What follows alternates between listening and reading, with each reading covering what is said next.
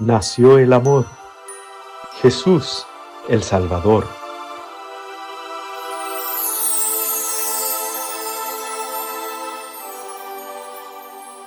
El Señor esté con vosotros. Y con tu espíritu. Lectura del Santo Evangelio según San Mateo. Gloria a ti, Señor.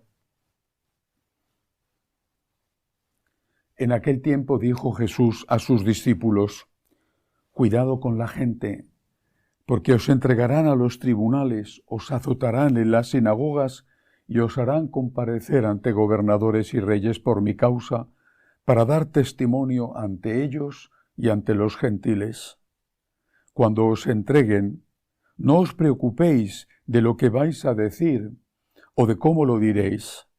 En aquel momento se os sugerirá lo que tenéis que decir, porque no seréis vosotros los que habléis, sino que el Espíritu de vuestro Padre hablará por vosotros. El hermano entregará al hermano a la muerte, el padre al hijo. Se rebelarán los hijos contra sus padres y los matarán. Y seréis odiados por todos a causa de mi nombre, pero el que persevere hasta el final se salvará. Palabra del Señor. Gloria a ti, Señor Jesús. Aún todavía con la dulzura y la alegría de la Navidad, de la contemplación del niño en el portal de Belén con su madre, con su padre, aún con la alegría de saber que nos ha nacido un niño, el Redentor, tenemos que dirigir nuestra mirada hacia un hecho terrible, un martirio. El martirio del primero, San Esteban, diácono de aquella incipiente iglesia primitiva de Jerusalén. Un martirio que no solamente fue único, sino que fue el primero de una larga lista que no ha terminado. Pienso en los mártires recientes, los mártires que dan la vida por Cristo, en África, por ejemplo, en tantos países donde hay una mayoría musulmana. Pero pienso también en los que están siendo acosados y perseguidos por su fe, en dictaduras terribles que a veces no los matan, pero los encarcelan o los deportan. El martirio no es una cuestión del pasado, ni siquiera del pasado reciente. Pienso en los mártires cristeros en México o en los de la Guerra Civil en España. Pero como esto es reciente, es necesario que nos fijemos en lo que hicieron aquellos primeros. El primero de todos, nuestro Señor Jesucristo. Él abrió la senda y nos lo advirtió: si a mí me han perseguido, también a vosotros os perseguirán. Estáis en el mundo, pero no sois del mundo. El mundo jamás os aceptará. Y si creéis que podéis vender vuestra alma para que os acepte el mundo, habréis perdido el alma y habréis perdido también el mundo, porque os despreciarán. ¿Pero qué hizo nuestro Señor? Murió perdonando. ¿Qué hizo el primer mártir, San Esteban? Murió perdonando. ¿Qué han hecho los mártires a lo largo de la historia? Han muerto perdonando.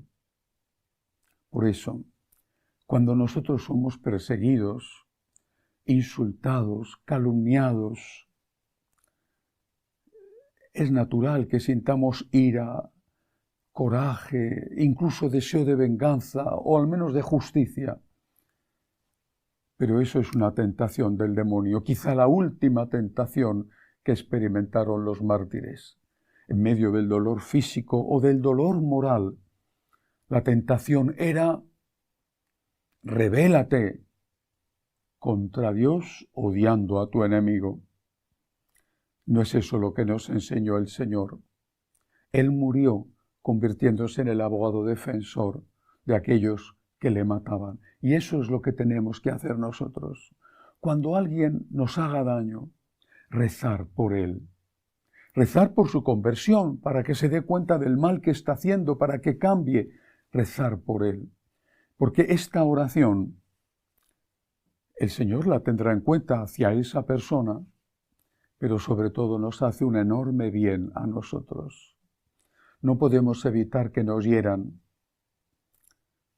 pero sí podemos evitar que el daño que nos ha hecho la herida se pudra en nuestro interior, porque es ese veneno introducido con la herida el que acaba por arruinar nuestra alma, por envenenar nuestra vida, por robarnos el futuro.